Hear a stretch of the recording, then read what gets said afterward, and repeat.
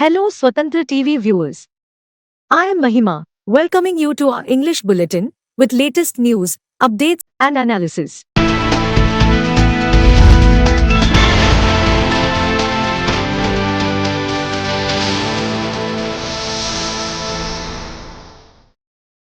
Congress President Mallikarjun Kharge on Saturday termed the enforcement of the anti-paper leak law a whitewash and asserted that the BJP cannot evade its responsibility in promoting corruption and education mafia.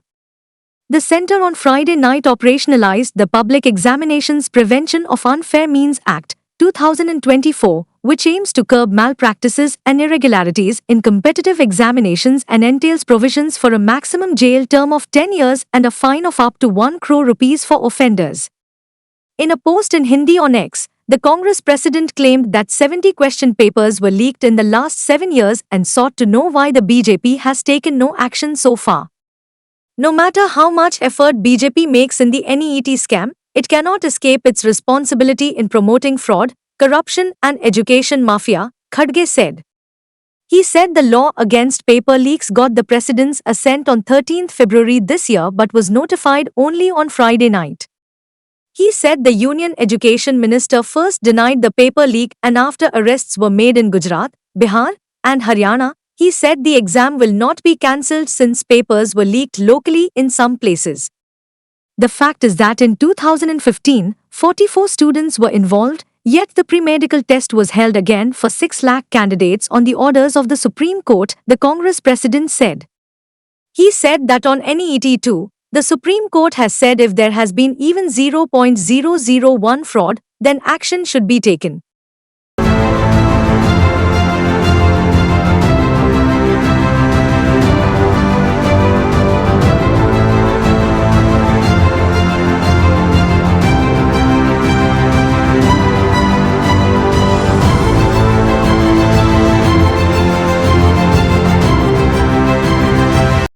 Congress leader Jairam Ramesh on Saturday demanded that the enforcement of the 3 criminal laws, which are to come into force from 1st July, be deferred, saying the bills were bulldozed through Parliament. In a post on X, Ramesh said the implementation of the bills be deferred to enable a thorough review and re-examination by a reconstituted Standing Committee on Home Affairs as they were passed at a time when 146 MPs had been suspended. On 25 December 2023, the President of India had given her assent to the Bharatiya Nyaya Sanhita, 2023, the Bharatiya Nagrik Suraksha Sanhita, 2023 and the Bharatiya Sakshya Adhiniyam, 2023. The 3 far-reaching bills had been bulldozed through Parliament without proper debate and discussion, and at a time when 146 MPs had been suspended from the Lok Sabha and the Rajya Sabha, Ramesh said.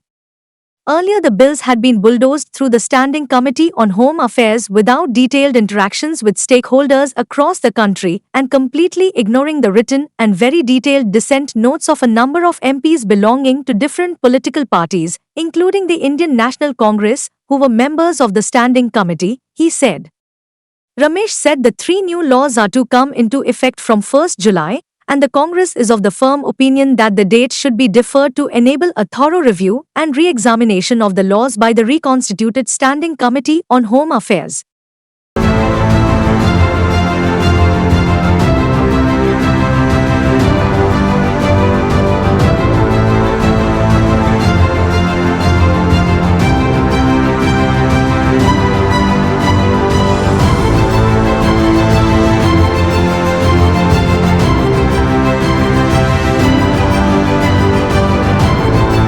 Controversy is raising over the demolition of YSRCP under construction office at Tadepalli in Guntur district of Andhra Pradesh in the early hours of Saturday.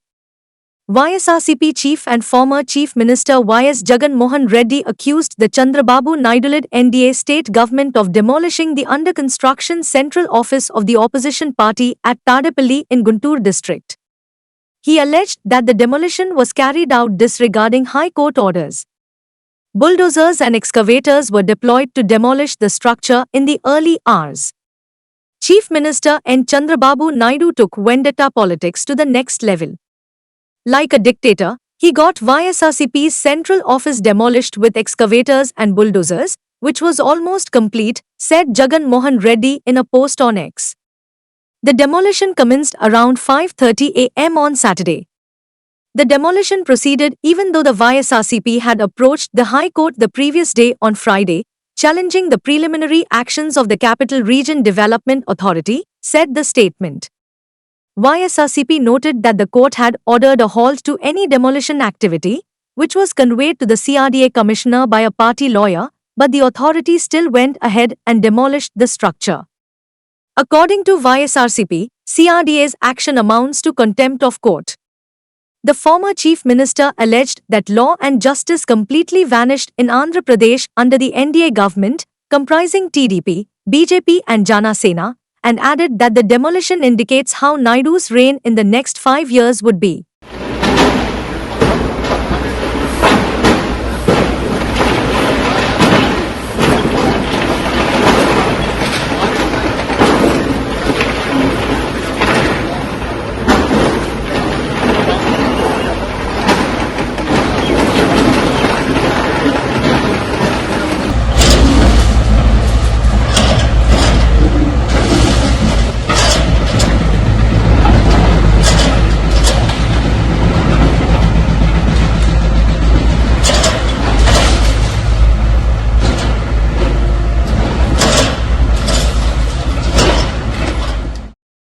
NSUI and left-back student unions on Saturday held a protest at the residence of Union Minister G. Kishan Reddy, demanding reconducting the medical entrance exam NEET. The National Students' Union of India is the student wing of the Congress. The activists of the student unions, who raised slogans against Kishan Reddy, were removed from the place by police. Ruling Congress MLC and NSUI President in Telangana Balmur Venkat demanded reconducting the NEET and an inquiry by a sitting judge into the alleged irregularities in the National Eligibility Cum Entrance Test. He claimed that the student unions would not allow Kishan Reddy and Minister of State for Home Minister Bandi Sanjay to move freely in Telangana if the NEET issue is not resolved. Congress said Changani Dayakar, a party spokesperson, held a protest in Usmania University demanding cancellation of the NEET. On 18 June, the NSUI and other student unions held a rally here against the alleged irregularities in the medical entrance exam. Police were deployed in large numbers at the residence of Kishan Reddy to ensure that the student did not lay siege to the union minister's residence. The protesting students were bundled into the police vans and taken away.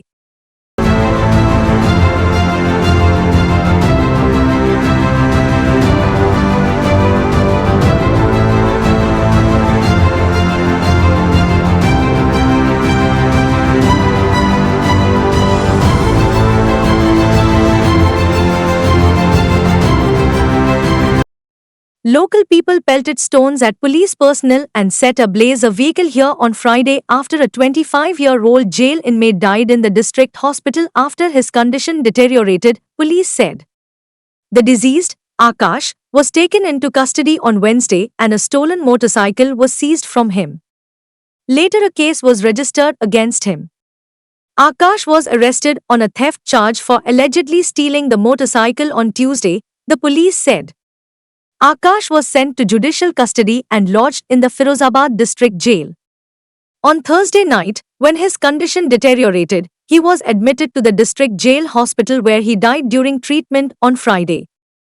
As the body was being taken home by the man's family after post-mortem Friday late evening, local people stopped the ambulance at an intersection near the deceased's house in the Naglapachia area and staged a protest. They shouted slogans against the police, pelted stones at the police personnel and their vehicles and also indulged in arson. The crowd also set a motorcycle on fire, he added. As the situation deteriorated, the police resorted to mild force to remove the people from the spot. There are reports of some policemen or people getting injured in the incident, however, the police and the administration are yet to confirm it. The promised a detailed investigation is underway into the inmate's death. The protesters, however, did not relent. गाड़ी बुलवा लो, गाड़ी बुलाओ यार, गाड़ी बुला लो, गाड़ी बुलाओ, हाँ हमारे ऑफिस क्या नाम है उनका? बीडी सिंह को लेके आए अंदर तक गया, गाड़ी को दिक्कत नहीं है। अभी हम लोग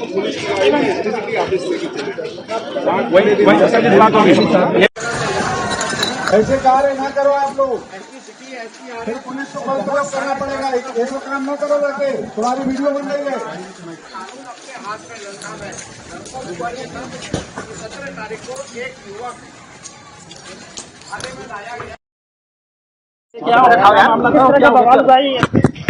देखिए 19 जून 2024 को एक व्यक्ति आकाश जो कि थाना दक्षिण के रहने वाले हैं, इन पर थाना दक्षिण पर एक अभियोग पंजीकृत किया गया था जिसमें कि इनके पास से चोरी की एक दोपहिया गाड़ी मिली थी। विधिक कार्रवाई करते हुए थाना दक्षिण पुलिस द्वारा इनको न्यायिक अभिरक्षा में भेजा गया था। दिनांक 19 और 20 बिता लेने के बाद से जो हम लोग को प्रारंभिक सूचना प्राप्त हुई अभी तक, 20 तारीख की रात में इनकी जिला जो कारागार है वहां पे तबीयत बिगड़ गई। जो संबंधित जेल के डॉक्टर्स हैं उनके द्वारा इनको प्राथमिक उपचार दिया गया तथा तबीयत में ठीक सुधार न होने पर पुनः आज सुबह इनको जिला Congress leader Rahul Gandhi on Saturday interacted with the relatives of some of the victims of last month's TRP Game Zone fire incident in Rajkot city of Gujarat via video conferencing and said his party was with them. Party sources said 27 persons, including 4 children, were killed in the massive fire that swept through the game zone in Nanamawa locality of Rajkot city on 25th May. Gandhi interacted with the family members and relatives of some of the victims who were charred to death in the tragedy. Congress leader Rahul Gandhi interacted with the family members of some of the victims of the game zone fire incident via video conferencing from Pathik Ashram here on Saturday afternoon. The meeting went on for nearly half an hour. He expressed condolences and said the party is with them, a party source said.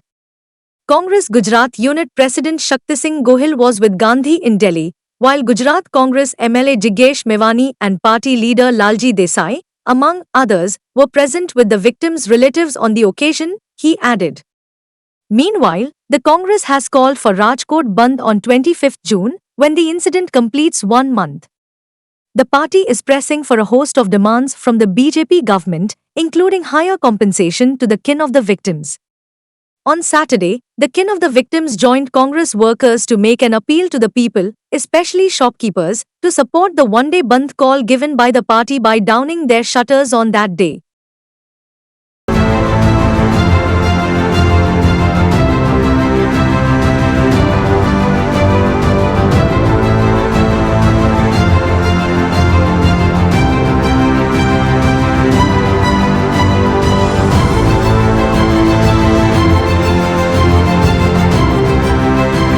Shiv Sena UBT leader Sanjay Raut on Saturday said seat-sharing talks have not commenced among the Maha Vikas Aghadi allies for the Maharashtra Assembly polls scheduled later this year, and asserted that all are equal stakeholders in the opposition alliance.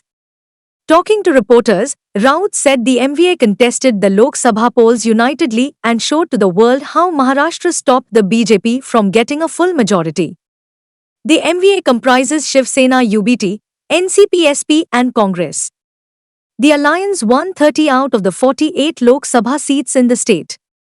There are 288 assembly seats in Maharashtra. There will be no shortage of seats for anyone. Everyone will contest comfortably, Raut said.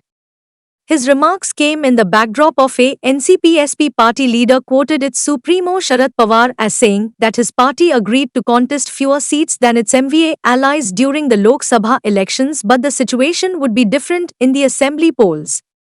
Raut said that in the Lok Sabha polls, the strike rate of NCP-SP was the highest as it won 8 of the 10 seats it contested. The Shiv Sena UBT won 9 of the 21 seats, but it was the most targeted party by the opposition, he claimed. Raut said the Shiv Sena UBT lost 2-3 seats by a thin margin, or else its strike rate too would have been better. Of the 3 MVA parties, NCP-SP strike rate was 80%, the Congress strike rate was 75%, while that of the Shiv Sena UBT, which contested the maximum number of seats, was just 41%.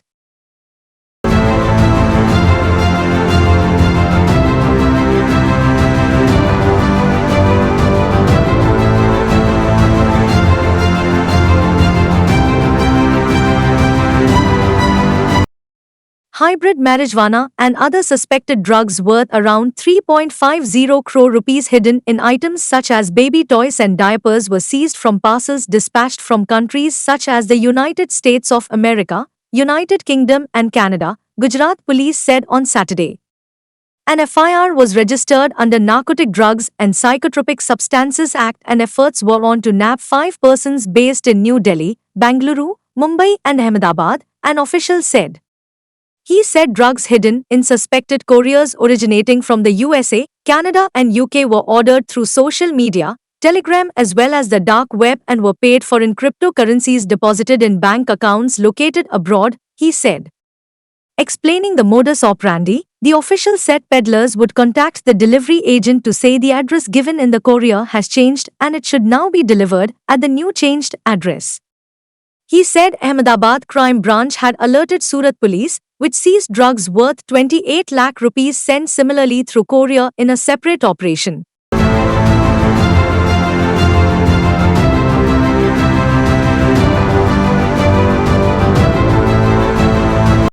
Andhra Pradesh Chief Minister N. Chandrababu Naidu on Saturday said the people of the state have given the NDA alliance the responsibility to set the house in order and highlighted the key areas the state government will focus on in the next 5 years.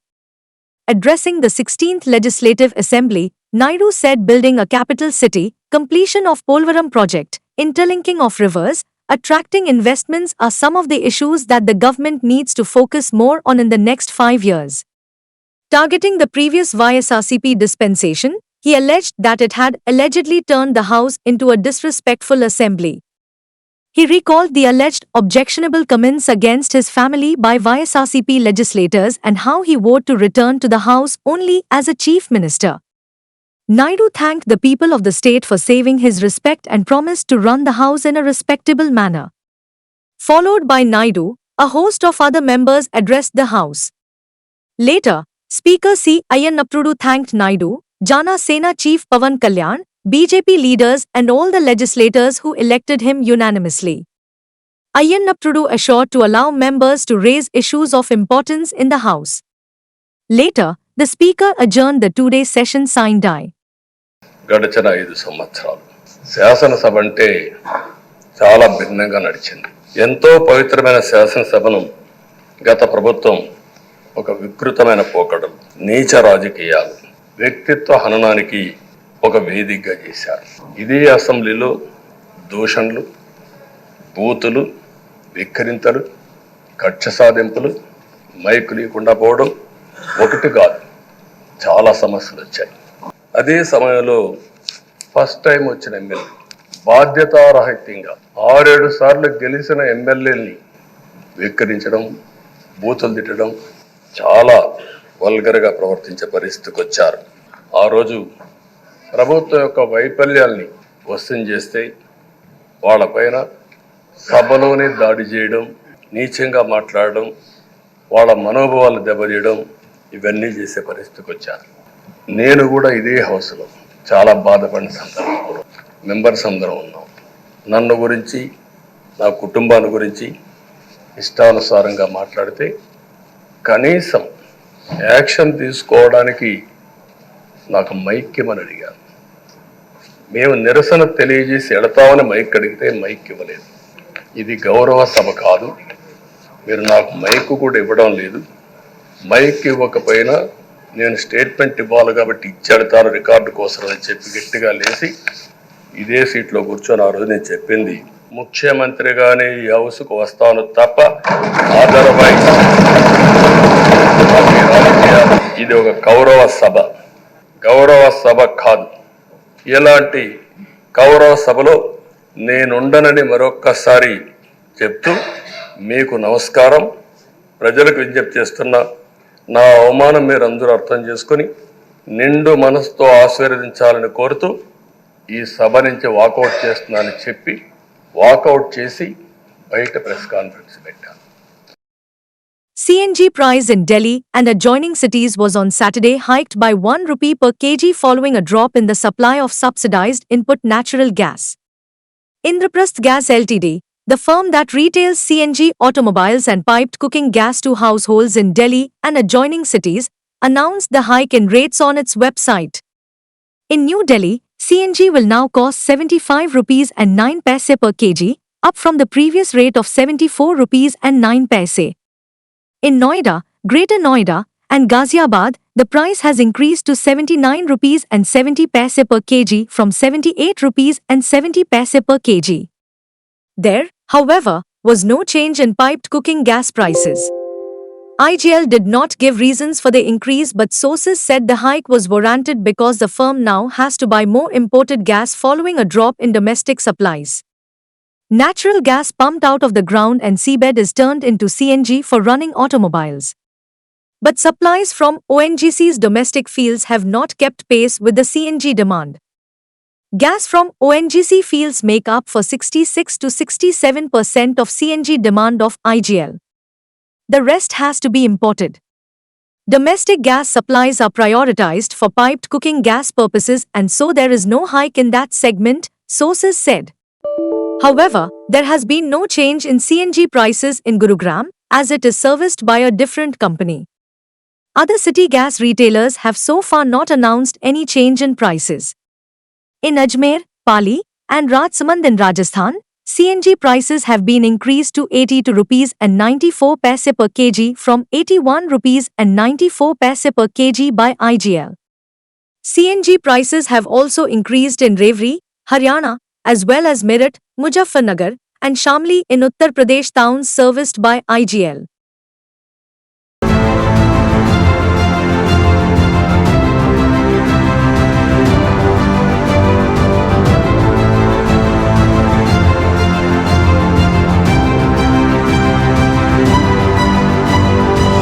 Biotechnology player Biocon on Saturday said the US health regulator has issued 4 observations after inspecting its manufacturing plant in Andhra Pradesh. The US Food and Drug Administration concluded a GMP inspection of the company's API facility Site 5, located at Vishakhapatnam, Andhra Pradesh, on 21 June in 2024, the company said in a regulatory filing. 4 observations were cited at the end of the inspection, which we will be addressing within the stipulated time, it added. As per the US Food and Drug Administration, a Form 483 with observations is issued to a firm's management at the conclusion of an inspection, when the investigator has observed any conditions that may constitute violations of the Food, Drug and Cosmetic Act.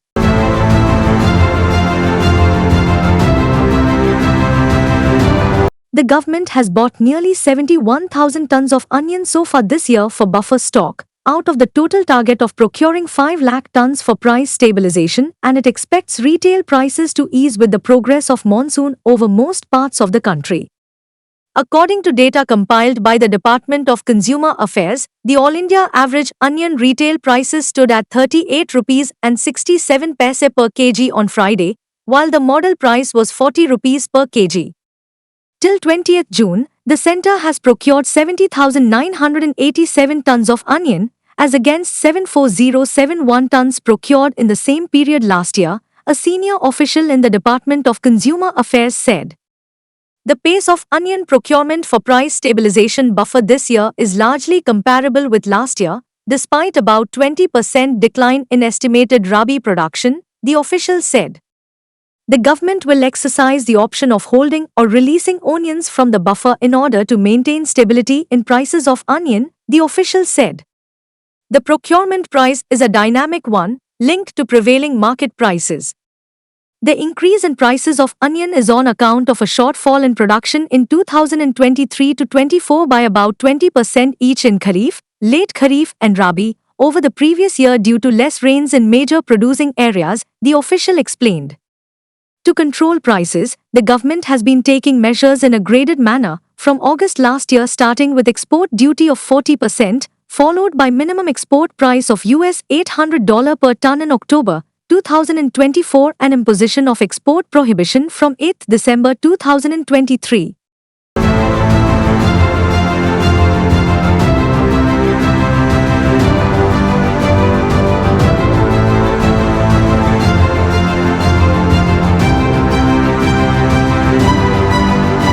thank you for watching Swatantra TV English Bulletin. For a complete and comprehensive English news bulletin, please do watch Swatantra TV. This is Mahima, signing off. Keep watching Swatantra TV.